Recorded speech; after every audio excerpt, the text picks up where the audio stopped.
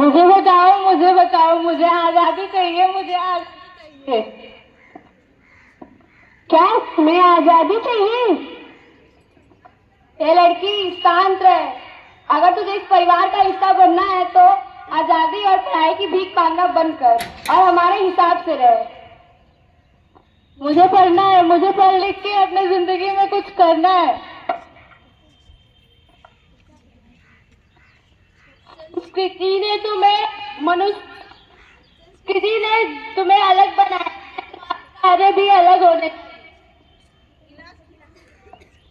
मुझे बोलने का अधिकार चाहिए, मुझे बोलना है। क्या तुम्हें बोलना है? या धर्म तुम्हें बोलने की आजादी नहीं देता? अगर तुम्हें बोलना है तो उतना ही जितना हम चाहे। पर मुझे क्यों? मुझे पढ़ना है, मुझे पढ़ना है, मुझे पढ़ के अपनी जिंदगी में कुछ बड़ा करना है। तू लड़की है, तुझे पढ़ने और अपने सपने देखने का हक नहीं है। पर मुझे क्यों? क्योंकि मैं एक लड़की हूँ।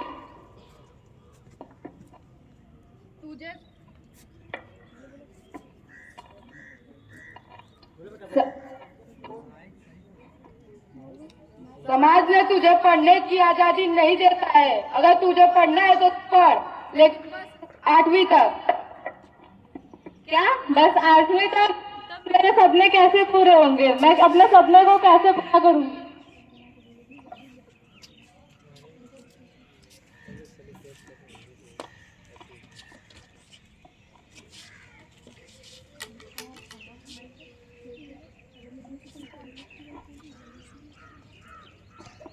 तुम कौन हो? मैं संविधान हूँ। जहाँ जहाँ अन्याय, अत्याचार, भ्रष्टाचार और शोषण होगा वहाँ वहाँ मैं खड़ी हूँ। क्या तुम हम सबसे भी ऊपर हो?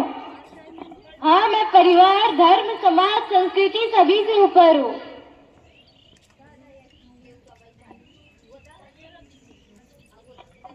ये लड़की टूट जा। कौन हो तुम? मैं संविधान हूँ। मैं तुम्हें इन सामाजिक बेड़ियों से मुक्त कराने आई हूँ। कैसे? एक किताब के जरिए। कैसी किताब? ये किताब तुम्हें भारतीय होने के नाते तुम्हें 6 मौलिक अधिकार देता है। समानता का अधिकार, स्वतंत्रता का अधिकार, धर्म की स्वतंत्रता का अधिकार, शोषण के खिलाफ अधिकार, सार्वजनिक उपचार एवं शैक्षणिक अधिकार। भारत हमारी माता है और इसे नारी के रूप में पूजा जाता है और इसी नारी की गोद में इस समय महिलाओं पर कई अत्याचार और शोषण किए जा रहे हैं। चलिए अब हम शपथ लेते हैं कि हम अपने कर्तव्य और अधिकार के लिए सजग रहेंगे और दूसरों को भी सजग करेंगे। भारतीय संविधान जाति, धर्म, समुदाय, ऊंच नीच सभी चीज से ऊपर होने की नींव रखता है।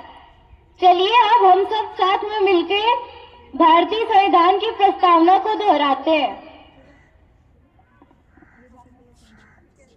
We the people of India. Everyone extend your hand. We the people of India having solemnly resolved to constitute India into a sovereign, socialist, secular and democratic republic, and to secure to all its citizens justice, social, economic and political liberty of thought, expression, belief, fact and worship, equality of status and of opportunity, and to promote among them all fraternity, assuring the dignity of the individual and unity and the integrity of the nation. In our Constituent Assembly, this 26th day of November 1949 to hereby enact and adopt and give ourselves this Constitution. Thank you.